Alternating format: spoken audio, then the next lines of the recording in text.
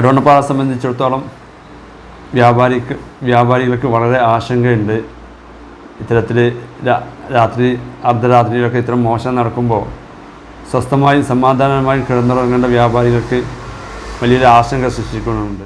മഴക്കോട്ടും മാസ്കും ധരിച്ച് വ്യാപാര സ്ഥാപനങ്ങൾ കേന്ദ്രീകരിച്ച് വ്യാപക മോഷണം. കഴിഞ്ഞ 2 ദിവസമായി എടവണ്ണപ്പാറയിലെ വ്യാപാര സ്ഥാപനങ്ങൾ കേന്ദ്രീകരിച്ചാണ് മോഷണം. കഴിഞ്ഞ ചൊവ്വാഴ്ച രാത്രിയാണ് എടവണ്ണപ്പാറയിലെ പ്രമുഖ സൂപ്പർ മാർക്കറ്റിൽ മോഷണം നടന്നത്.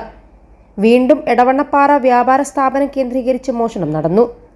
ബുധനാഴ്ച രാത്രിയാണ് മോഷണം നടന്നത്. എടവണ്ണപ്പാറ അരീക്കോട് റോഡിലെ ബേക്കറിയിലാണ് മോഷണം നടത്തിയത്.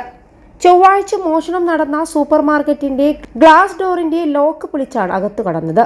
മാത്രമല്ല, ഷെൽഫുകൾ തുറന്നിട്ട നിലയിലും CCTV നിലവിലുള്ള ദിശയിൽ നിന്ന് തിരിച്ചുവച്ചിരുന്നു. മഴക്കോട്ടും മാസ്കും ധരിച്ചാണ് മോഷ്ടാവ് ഇരു കടകളിലും കയറിയിട്ടുള്ളത്.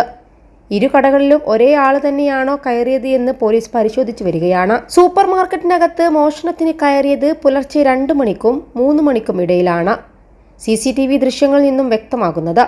സൂപ്പർ മാർക്കറ്റിന്റെ ഉൾവശത്തുള്ള ഓഫീസ് ഡോറിന്റെ ലോക്ക് പൊളിച്ച് അകത്തു കടന്നാണ് 1.5 ലക്ഷം രൂപയോളം മോഷണം നടത്തിയത്. 21 ലക്ഷത്തോളം സന്തുഷ്ടരായ ഉപഭോക്താക്കളും 2 ലക്ഷത്തോളം തിമിര ശസ്ത്രക്രിയകളും പൂർത്തിയാക്കിയ മലബാറിലെ ഏക കണ്ണാശുപത്രി Alsalama eye hospital, hospital road, Perinthalmanna.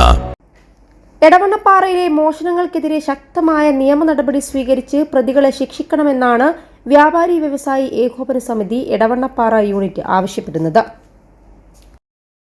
ഈ കഴിഞ്ഞ 2 ദിവസങ്ങളായി എടവണ്ണപ്പാറ മേഖലയിൽ വ്യാപകമായ രീതിയിൽ മോഷണ ശ്രമം നടക്കുകയാണ്.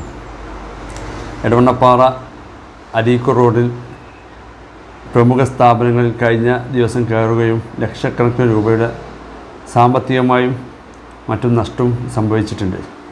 അത് കഴിഞ്ഞ് ഒരു ദിവസം കഴിഞ്ഞതിന് ശേഷം തൊട്ടപ്പുറത്തുള്ള മറ്റൊരു ഷോപ്പിലും ഇതേമായി തന്നെ മോഷണ ശ്രമം നടന്നു. എടവണ്ണപ്പാറ സംബന്ധിച്ചിടത്തോളം